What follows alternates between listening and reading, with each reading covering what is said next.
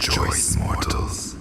You can now witness my astral form and worship me. Today, we shall see if DC20 aligns the stars for me.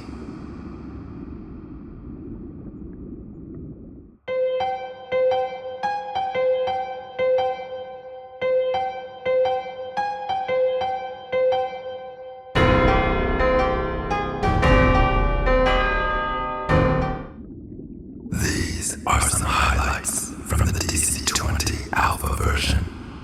Let's start from the beginning. DC20 is not a discount coupon for $20 on the coach class. It's a game created by the Dungeon Coach, a human with a dice collection of 20-sided dice.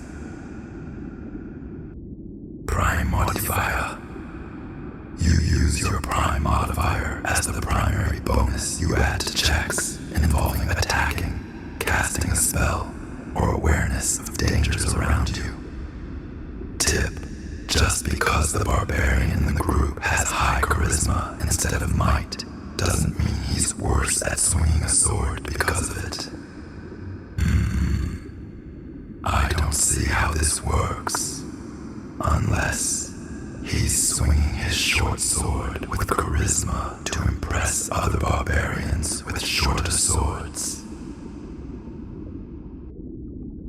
Stacking advantage or disadvantage.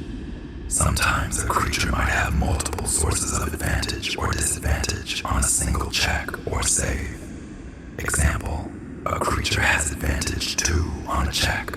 It rolls a d20 plus 2 additional d20s, 3 total dice, and takes the highest number rolled across all of the dice. So, GMs will be stacking modifiers without doing any math. How do you expect them to go insane? You know some humans will hate it because the chances are not predictable, right? Multiple check penalty. During combat, each time a creature makes the same check before the end of its turn, they suffer stacking disadvantage on that type of check. This game is like the offspring of D&D and Pathfinder, and you think, oh no, siblings shouldn't have children, but the kid ends up normal. Lucky you.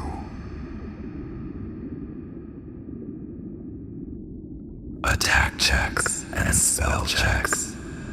A creature that suffers a critical failure on an attack check or spell check becomes exposed.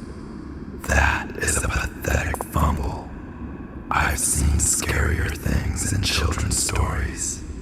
Oh, I miss the fumble tables.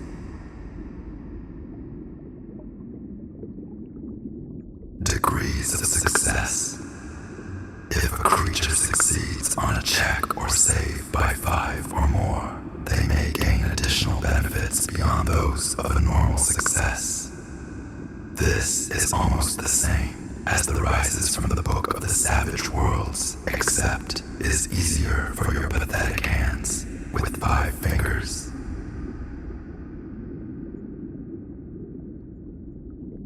Degrees of failure. If a creature fails on a check or save by 5 or more, they may suffer additional penalties beyond those of a normal failure. This section is better.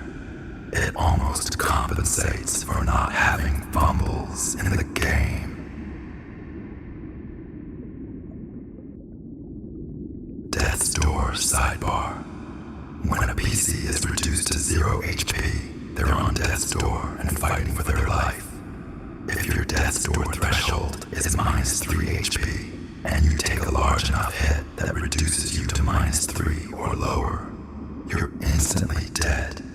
Good thing you removed death saves. Humans are squishy. I know this too well. Degrees of damage.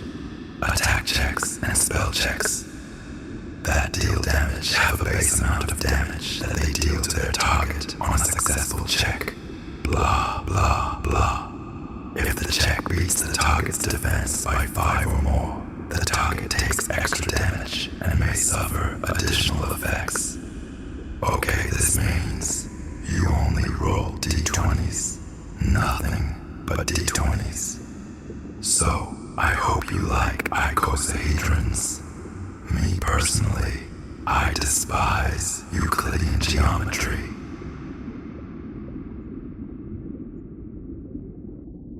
Action points. You have action points, AP, which you can spend in combat. You can spend AP on actions, reactions, or features, such as maneuvers, and blah, blah, blah. Your action point maximum is 4. This sounds good until you need a lot of exceptions to the rule. Then it's just okay. But for now, I will give you the benefit of the doubt, because I'm a fair reviewer, a merciful great old one.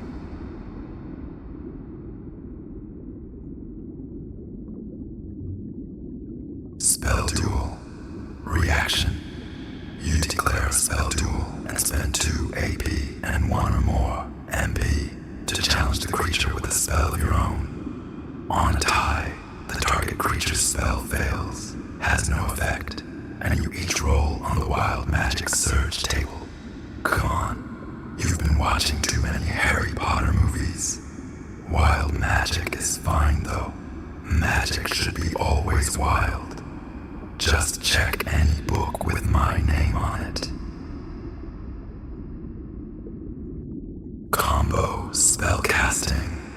If you and 1 or more creatures know the same spell, you can join your resources together to cast the spell as a team. This is called combo spellcasting, also known as the power of friendship. Quick rest, a period of no activity or light activity, and it's at least 10 minutes long. Okay, blah blah blah. When you do, you regain 2 HP per rest point spent. Ha! Regaining health in 10 minutes. I want to see that. Next level is what? Immortality. These sorts of rules are just created so you don't have to enter a dungeon multiple times, like in the old days. Behold, mortals, the time has come for you to join my cult on Patreon, where you will unlock exclusive powers and ensure you're not among the first I devoured when the stars align. Pledge your allegiance today or visit our Ko-fi page. Your offering will help fill a gargantuan cup of coffee, ensuring I start the apocalypse in a slightly better mood. I saved this part for last and haven't read it yet. This should be the part where they talk about me, the best patron of any game.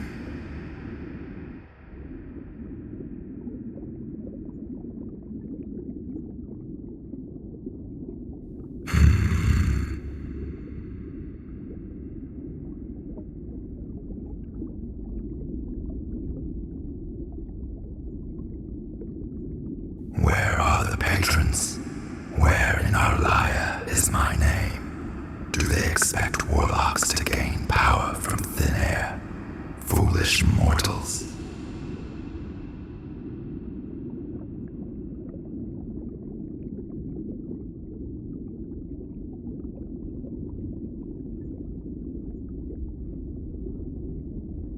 Enough. This farce of a review ends now. My cosmic patience has limits, and this little game designer have thoroughly exhausted it. We've reached the end of our review, cultists. As you know, I align the stars to rate these puny mortal games. But today, I find myself displeased. This game dares to include a warlock class without mentioning me as a patron. Blasphemy. Let's see how it scored under my scrutiny. For otherworldly mythos close, it deserves 0 stars for not mentioning me. Maddening obsession I'd normally grant 4 stars, but not today. 3 stars it is. Non-Euclidean mechanics. This almost impresses me. Almost. I'd give it 4 stars, but not today. 3 stars it is. And finally, human insignificance. It deserves 3 stars. Not deadly enough. In total, that would be 9 stars out of 20. A mere 2.2 stars average. Let this be a lesson to all game designers who dare overlook me as a patron. Until next time.